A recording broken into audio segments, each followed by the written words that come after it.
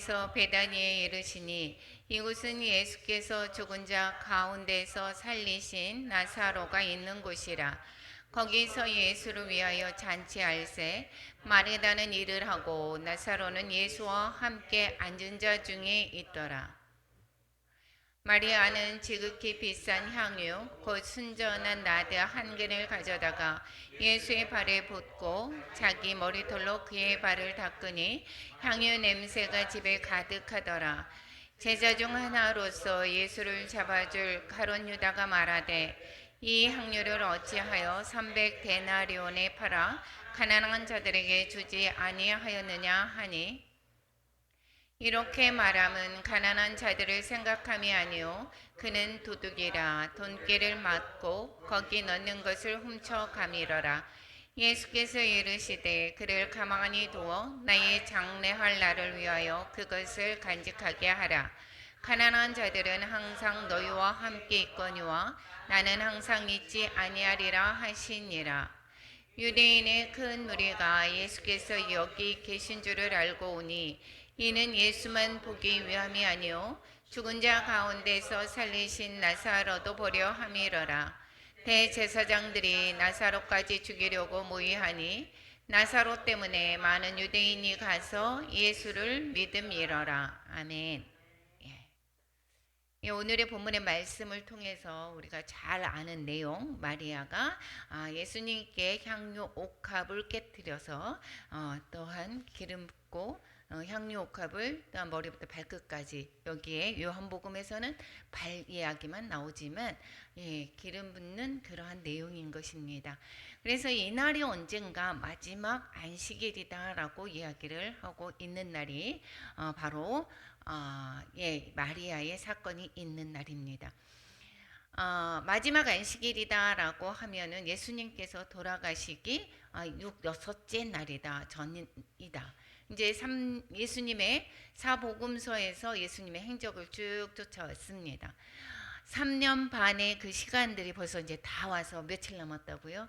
일주일 남았습니다. 6일 남았습니다. 여섯째 6일 전이라고 얘기하니까. 거기에까지 이제 예루살렘으로 이제 입성하기 전에 베다니에 머물렀다라는 이야기를 오늘 하고 있습니다. 우리가 이제 베레아에서 이제 초막절 때 올라오셔서 베레아에 이제 베다니에 있었죠. 그리고 거기서 있다가 베레아 쪽에서 이제 계셨다가 베다니에 오셔서 나사로를 살리셨던 이야기가 기억하실 것입니다.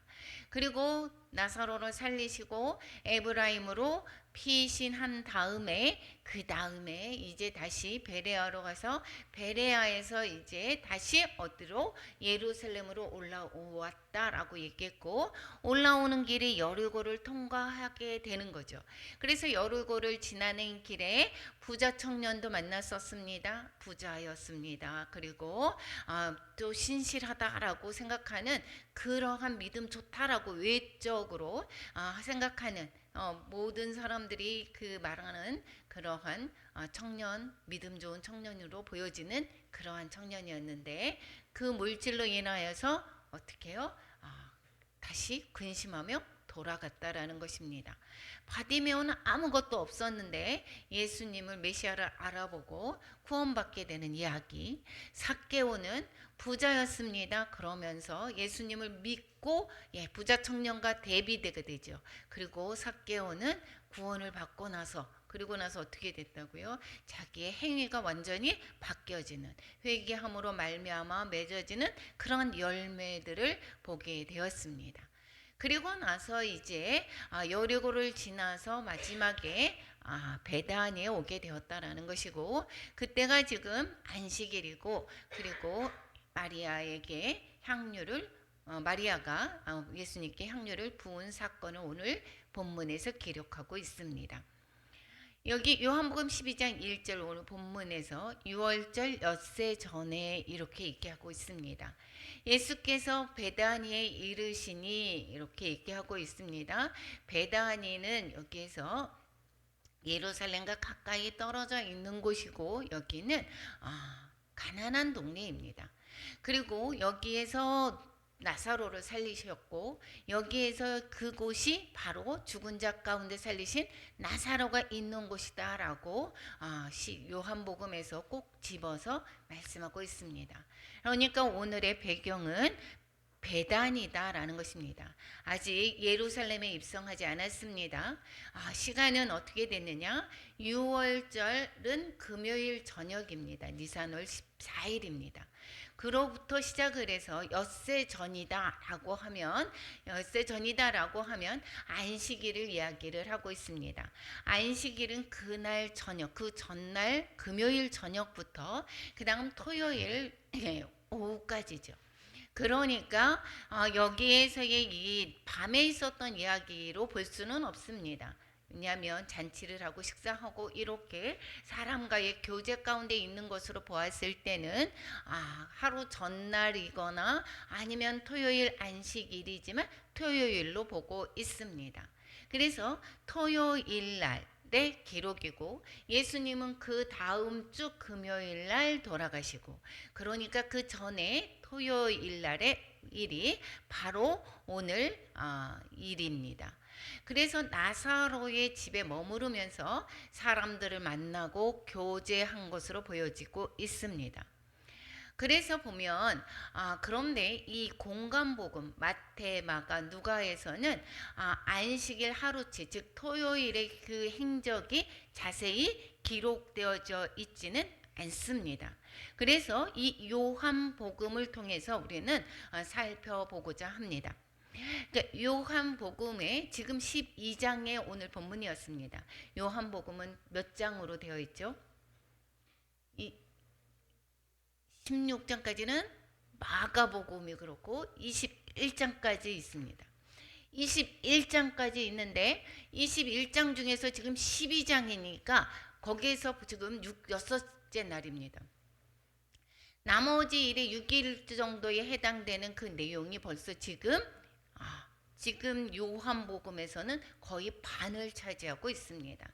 그래서 이 뒤의 날의 행적을 자세히 기록하고 있는 것을 볼 수가 있습니다. 그리고 마태나 마가도 이 지금 향료 옥합을 깨뜨려서 기름 부은 사건을 기록하고 있지만 이 지금 요한복음에 자세히 그 뒤에 부분을 기록한 것으로 보아서 이 요한복음을 따르고 이 나머지의 행적을 살펴보고자 합니다. 예수님의 사역은 무엇이었습니까? 선지자적인 사역도 있었고 제사장적인 사역이 있고 왕적인 사역이 있습니다. 지금까지 갈릴리에서 많은 또한 병자를 고치시기도 하고 천국 복음을 전파했습니다. 요것은 바로 선지자적인 그러한 사역에 해당되는 것입니다. 그리고 이제 예루살렘에 지금 온 목적이 무엇이죠? 예수님이 십자가에 못 박혀 돌아가시고 그리고 3일 만에 구원하신다는 얘기를 계속 제자들에게 이야기하면서 오셨습니다. 즉 이것은 예루살렘에서 제물이 되심으로 인간을 구원하시는 사역, 즉 이 제사장은 어떠한 역할을 하는 거죠? 하나님과 사람과의 관계가 떨어져 있는데 이것을 중재하는 역할, 가깝게 그런 걸 중보하면서 여기 가까이 떨어진 것을 어떻게 해요? 이것을 가깝게 하는 사람과 하나님과의 그 중간의 역할을 하는 것이 바로 제사장적인 역할이고 그 죄로 말미암아 떨어져 있었던 그것으로 말미암아 예수님으로 말미암아 우리가 하나가 됐고 하나님 앞에 가까이 갈 수 있는 그러한 제사장적인 사역을 하러 여기에 지금 예루살렘에 오시게 되는 것입니다. 그러면 왕적인 사역은 언제 되느냐? 섬김의 이제 사역을 완성하고 유대인의 왕이다라고 이야기를 하고 있었죠. 제표에도. 그러면 섬김의 사역을 완성하고 나서 모든 이름 위에 뛰어난 이름을 주신 후부터 본격적으로 이제는 예수님은 왕적인 사역을 하게 되는 것입니다. 그러니까 지금 제사장적인 사역을 통해서 그 인류를 구원하기 위해서 지금 예루살렘에 제물이 되러 오셨다라는 것을 볼 수가 있게 되는 것입니다.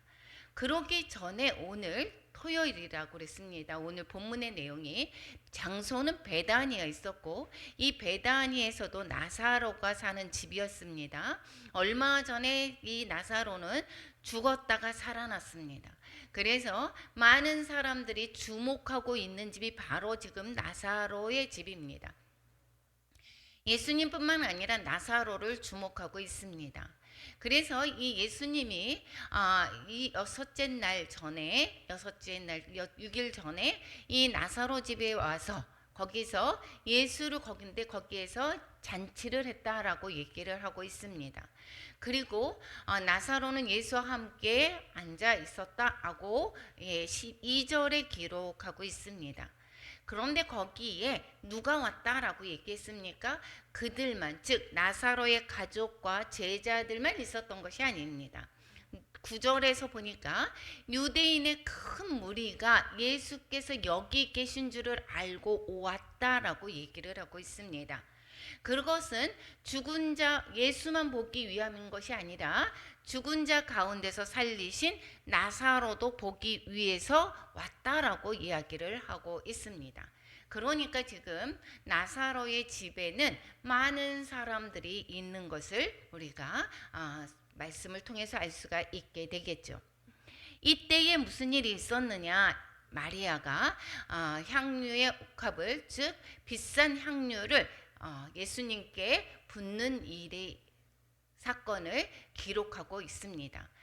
여기에 베다니다 이렇게 있겠습니다. 베다니는 예루살렘 성에서 살 수 없는 사람들이 밀려나서 이 언저리에 형성된 빈민촌이다라고 보면 되겠습니다. 그러니까 이 마리아의 이 지금 향유 옥합이 지금 300데나리온에 팔았으면 좋겠다 이 뒤에 얘기를 하죠. 그러니까 이 정말 지극히 비싼 향유인데 부자 집이다라고 한다면 이 300데나리온이 그렇게 큰 값어치가 아닐 수도 있습니다. 그런데 여기는 빈민촌에서 사는 그런 가난한 동네에 이 마리아 있고, 마리아는 그 순전한 나드 한 근을 가져다가 예수님의 발에 붓고 자기 머리털로 그의 발을 닦았다 이렇게 얘기를 하고 있습니다. 그러니까 이 지금 향수 하나, 향료를 하나를 다 깼으니 냄새가 진동하겠죠. 그리고 여기에 마태복음에서는 이렇게 얘기를 하고 있습니다. 한 여자가로 얘기를 하고 있죠. 마리아라고 얘기는 하지는 않습니다. 여기는 그런데 향유 한 옥합을 깨졌다라고 이야기를 하고 향유를 또 예수의 머리에 부었다라고 말씀하고 있습니다. 여기에 즉 한 나드 한 근, 향유 한 옥합, 이것은 당시의 노동자의 1년치 품값에 해당되는 귀한 향유가 되고 있습니다. 정말 이게 되게 비싼 거죠. 그러니까 1년치의 그러한 품삯이다. 그러면 그때 당시, 그래서 여기 뒤에 300데나리온이다 이렇게 365일이지 않습니까? 휴일 빼고 300데나리온에 파는 거다 이렇게 얘기를 하듯이 이 1년치의 품삯이다라고 이야기를 하는데, 가난한 집에서의 1년치의 품삯은 정말 거의 모든 것이 될 수도 있다라는 것을 볼 수가 있게 되는 것입니다. 그래서 그런데 이 지금 마리아의 행동을 보고 제자들과 가룟 유다의 반응이 어떠했는가 볼 때에 마리아의 그 헌신과 그 모든 것을 주님께 기름 부었게 되었었는데, 제자는 여기에 써 있습니다. 요한복음에서는 특히 가룟 유다를 이야기를 하고 있습니다. 가룟 유다가 이것을 이 향유를 어찌해서 300데나리온, 1데나리온은 하루치의 품값이죠. 그러니까 300일의 품값이다. 그러니까 거의 1년치에 대한 그런 품삯이다라고 볼 수 있다라는 것입니다. 그래서 가난한 자들에게 주지 아니하였느냐라고 이야기를 하고 있습니다. 우리가 볼 때는 그 향유를 깨서 한 사람에게 전체를 다 부었습니다. 그것보다도 그 향유를 즉 팔아서 많은 사람들에게 그 이득을 준다라고 생각한다면 우리의 인간적인 생각으로는 맞을 수도 있다라고 생각할 수 있습니다. 그리고 이 마태복음에서는 오히려 이 지금 가룟 유다만 얘기한 것이 아니라 제자들이 보고 분개했다 이렇게 얘기를 하고 있습니다. 제자들의 생각도 마찬가지로 여기에서 우리의 생각으로 보았을 때에 이것이 맞지 않은가, 많은 사람들에게 유익하게 하는 것이 맞지 않은가라고 볼 수가 있었다라는 것입니다.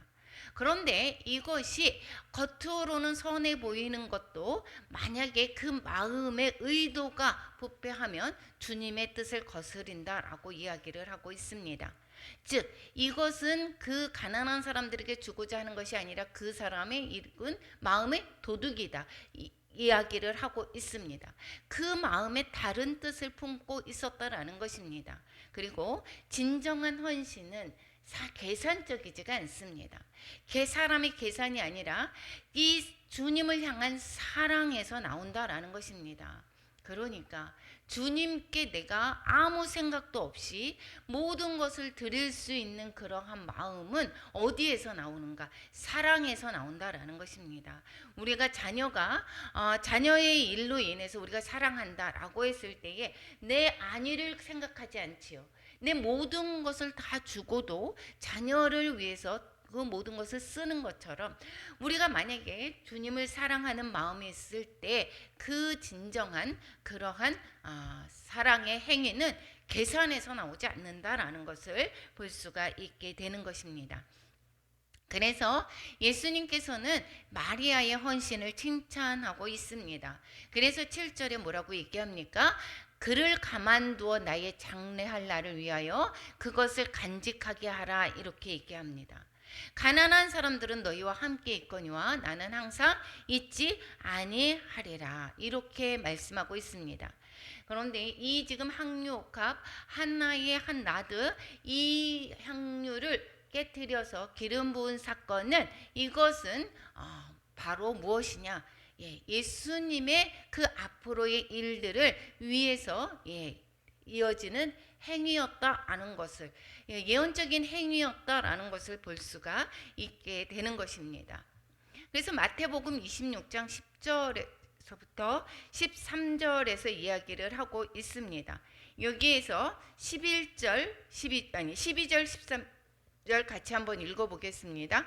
이 여자가 내 몸에 이 향유를 부은 것은 내 장래를 위하여 함이니라.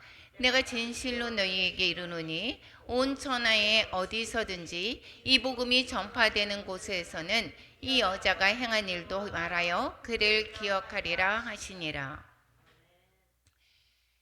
예수님에게 이렇게 향유를 부은 것은 예수님이 스스로 말씀하십니다. 장래를 위해서 함이다 라고 말씀하고 있습니다.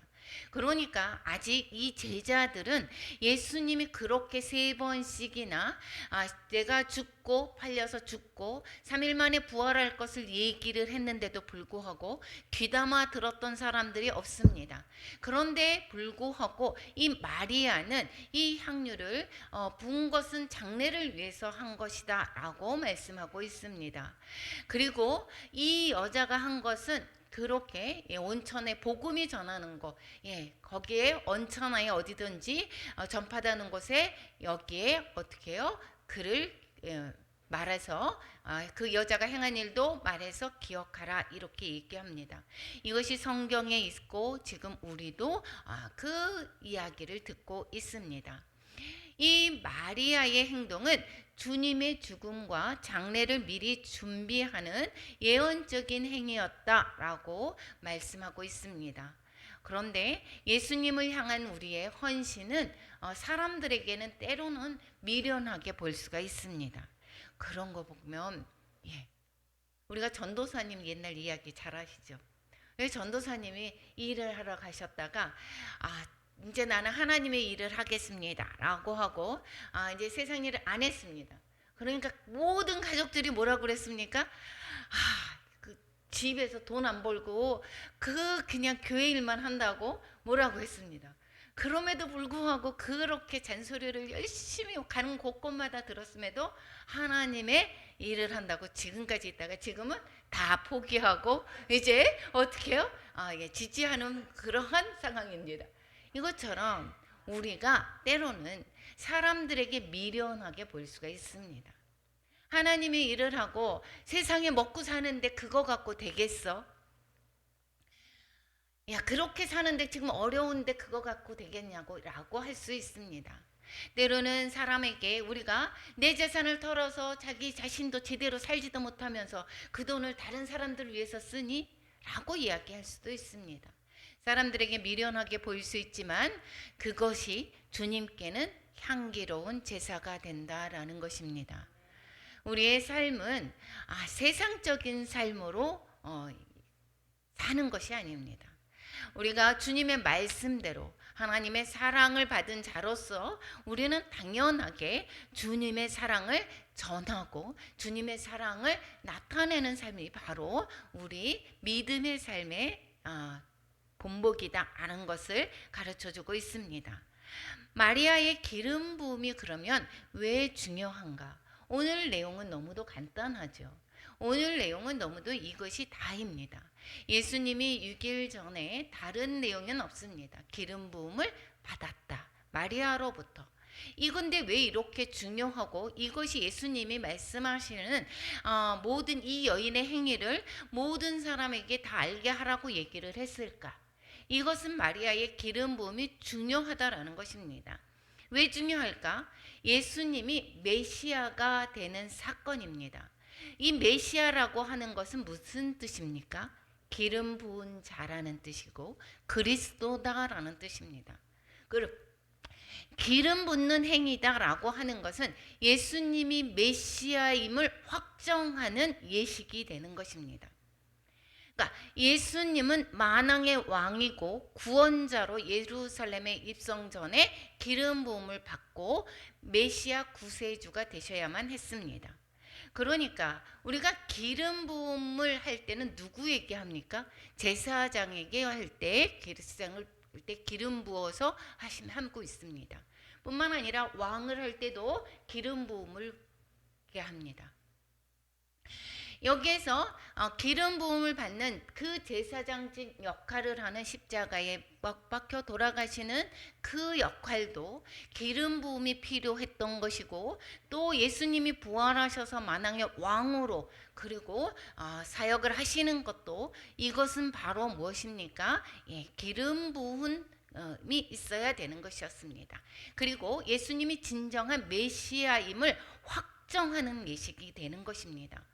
그렇기 때문에 예루살렘에 입성 전에 기름 부음을 받아서 메시아가 모든 사람에게 이게 공식적으로 행위가 기름 부음으로 말미암아 형식적인 면에서 완성이 되는 것입니다.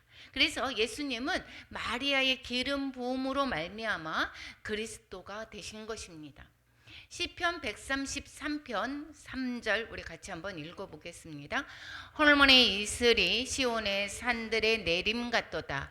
거기서 여호와께서 복을 명하셨나니 곧 영생이로다. 향유 마리아가 향유 옥합을께서 머리에 부을 때 그 향수가 아론의 기름 부음 같이 예수님의 머리를 흘러서 발끝을 적셨습니다. 이 지금 요한복음에는 이 발로만 이야기하지만 머리서부터 부었음을 다른 복음서에서도 볼 수가 있게 되는 것입니다. 그런데 이 마리아는 예수님께 기름 부을 자격이 없습니다. 그런데 그것을 알고 자신의 머리카락으로 예수님의 발을 씻은 것을 볼 수가 있게 됩니다.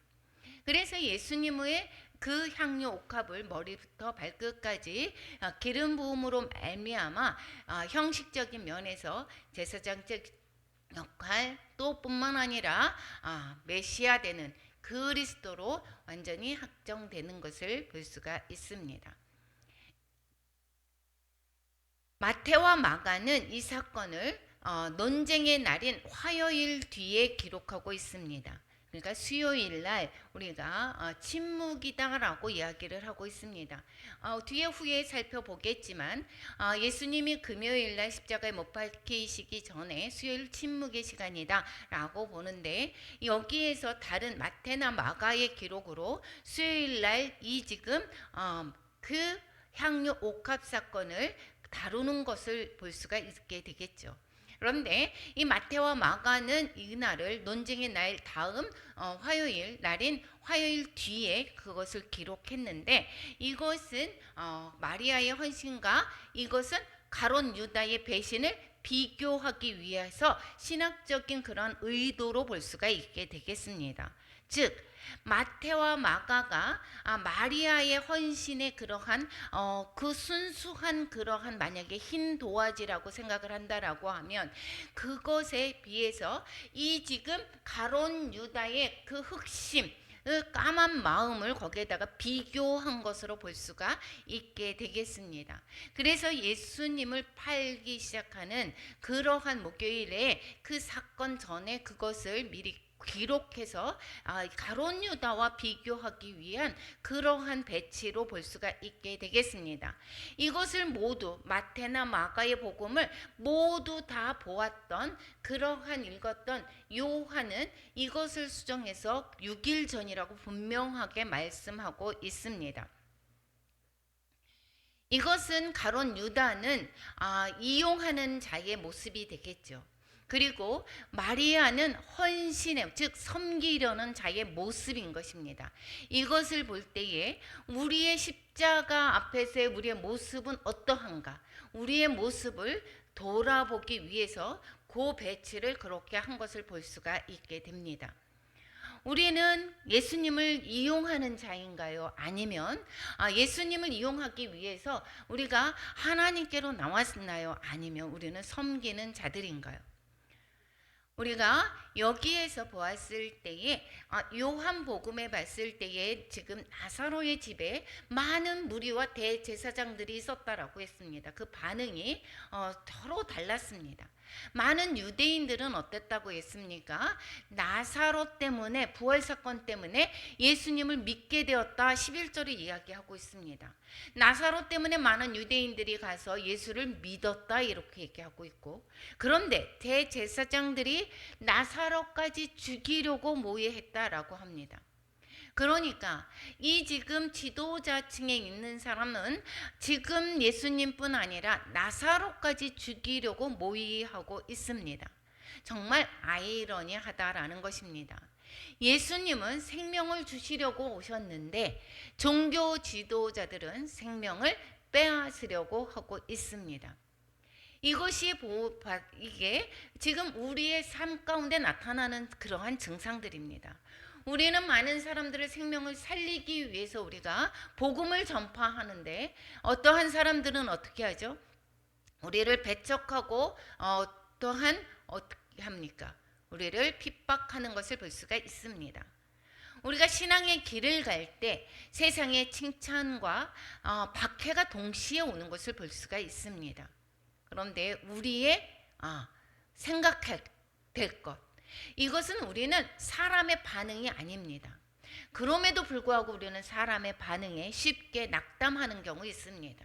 복음을 전할 때에 다른 사람의 냉대함 속에서 우리는 좌절하고, 우리는 또한 예수님의 복음을 전하는 일에 주저하는 것을 우리는 많이 있습니다. 그런 것이 사람의 반응이 아니라 우리는 하나님의 뜻에 서는 것이 중요하다라는 것을 가르쳐주고 있습니다. 우리는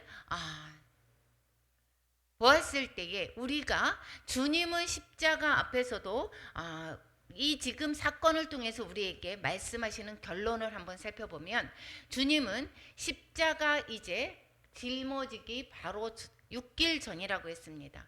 십자가 앞에서도 공동체와 교제하고 있습니다. 우리도 신앙 여정을 가는 길에는 나 혼자서 믿음을 잘 지키면 되지 힘듭니다. 그래서 신앙 여정을 함께 걸어야 한다라는 것을 말씀하고 있습니다. 그리고 공동체 안에서 끝까지 주님의 복음을 전하기에 끝까지 시간을 아끼지 아니하는 것을 모습을 볼 수가 있습니다. 그리고 마리아는 자기의 가장 귀한 것을 아낌없이 드립니다. 내가 얘기했을 때 내가 쓸 것을 남기고 하나님께 드리는 것이 아닙니다. 내가 먼저 우리의 가족에 먹을 것을 남기고 이것을 하나님께 드리는 것이 아닙니다. 우리의 가장 소중한 것, 가장 귀한 것을 주님께 드리는 것입니다. 가장 아름다운 것, 이것을 드리는 것입니다. 그래서 우리는 하나님의 일과 세상의 일을 두 개 있을 때에 우리는 먼저 어디로 발걸음을 향해야 하는가? 하나님 앞에 우리는 가장 좋은 것을 우리 하나님 앞에서 하나님께 나아갈 때에 이 모든 다른 손해나는 것이 있다라고 하면 가감히 손해를 보는 것이 바로 우리의 삶이 되어야 되는 것입니다. 우리에게 있는 그러한 건강과 시간과 최선의 삶을 주님께 드려야 되는 것입니다. 이 지금 금요일 날 평일에 이렇게 주에 전에 오기가 쉽지 않습니다. 그런데 그것을 모든 것을 뒤로 하고 주님께로 나오는 그 발걸음은 하나님께서 아시고 하나님께서 복을 주실 줄로 믿습니다. 그리고 사람들의 반응은 다릅니다. 우리가 복을 전한다 이렇게 얘기하지만 그러한 사람들이 많은 사람들이 믿는 자는 따르고 거부하는 자는 배척합니다. 배척하는 자들이 분명히 있습니다. 배척하는 자들로 말미암아 우리가 낙담할 필요가 없다라는 것입니다. 그들을 사랑한다라면 끝까지 그 배척을 무릅쓰고 끝까지 우리가 힘 닿는 한 복음을 전해야 되는 것입니다. 오늘 우리는 누구의 자리에 서 있는지를 돌아보시기 바랍니다. 우리는 배척하는 자입니까? 우리는 또 믿는 자입니까?